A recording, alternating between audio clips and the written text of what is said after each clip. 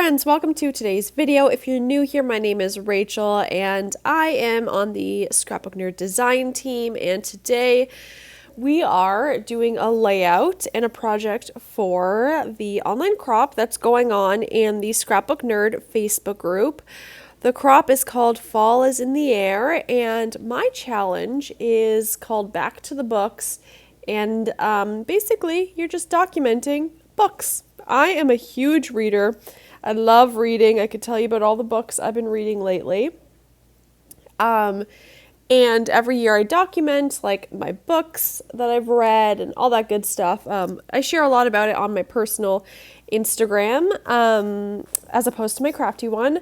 And I just love to read. I love it, love it, love it so much. And so I thought it would be a fun challenge today to document books in whatever capacity that might be for you. And what better collection than to use than this collection from Simple Stories? I believe it's called My Story, if I'm not mistaken. So I got this at Scrapbook Nerd, and it is just obviously the perfect collection to document some books. It is perfect. So if you go to the link down in the description, you can participate in the free crop and maybe win a prize, get some projects done, meet some people, find some new, videos and inspiration and all that good stuff. So definitely check that out down below in the description. But these are the books I read in 2021. And I like to stack them up all in a pile and take a picture of all the books I've read. Just looking at this now, one of my favorite books from that year that I read is called The Push. Oh my goodness, it was so good. My favorite genre is thriller, specifically psychological thrillers. Love The Push, love The Silent Patient, some of my favorite books. But let me look at my Goodreads right now and see what I've read lately that might be interesting, or maybe that one of you have read. I read physical books, but I'm not opposed to audiobooks. So I'll tell you what I've read lately. I'm recording this at the end of August, so I've done a lot of reading this summer. And one of my favorite series is The Marrow Thieves. And I read Marrow Thieves last year, and then this year I read Hunting by Stars, which is the second book, although I think you could read them without reading the other, I think would be okay. But I read Hunting by Stars, and it might be one of my favorite books ever. It's actually an indigenous dystopian novel, which is dystopian novels are not my kind of books, but it was recommended to me and I fell in love with the series. I hope she's coming out with more books because it was so good. Highly recommend. What else have I read lately that's good?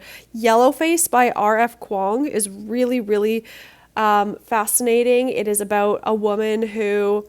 I gotta go quick here because this video is going by fast. I could talk about books forever.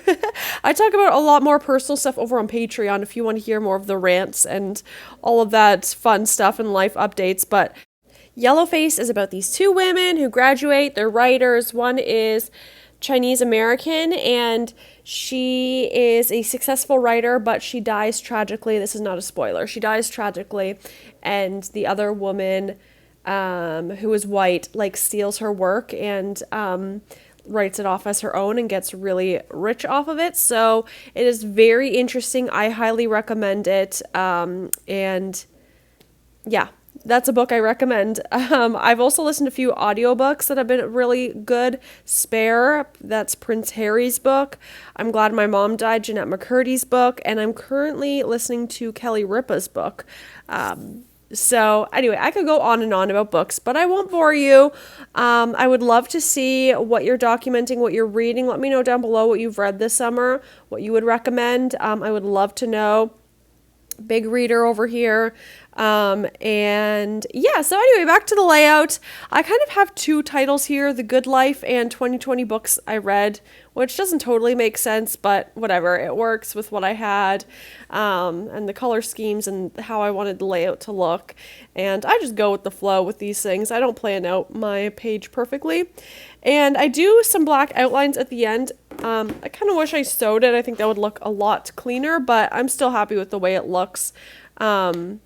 and adding some enamel dots from my stash, just trying to find some colors that match. And I actually found these Christmas ones, but I figured this is around Christmas time anyway, even though like it's not a Christmas layout or anything like that, but whatever. I didn't really care that I was using these old Christmas enamel dots. Speaking of Christmas, I'd love to know what holiday collections you are getting this year. Let me know down below which ones you're gonna get. I really want Paige Evans and I want some of Vicky's, but the thing is I have so much Christmas stuff from last year, so I gotta look closely at everything and decide what I want to get because there's so many amazing options, and then simple stories as well, of course.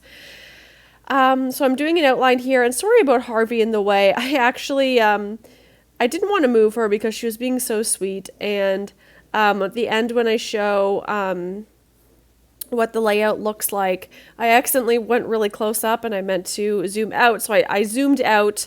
You know how on the phone you can like zoom out, on at least on my iPhone you can. So it's not the best quality, but I didn't want to move Harvey, so that was my best way to show you what the layout looks like. Gonna add some black mist spray, and I really like the way this page came together, and I think it's cute and simple and exactly what I wanted it to be. So, oopsies, there we go. There's the layout. All the links will be down below. Come join the crop this weekend, and thank you so much for watching, and I hope you have a great day. Bye.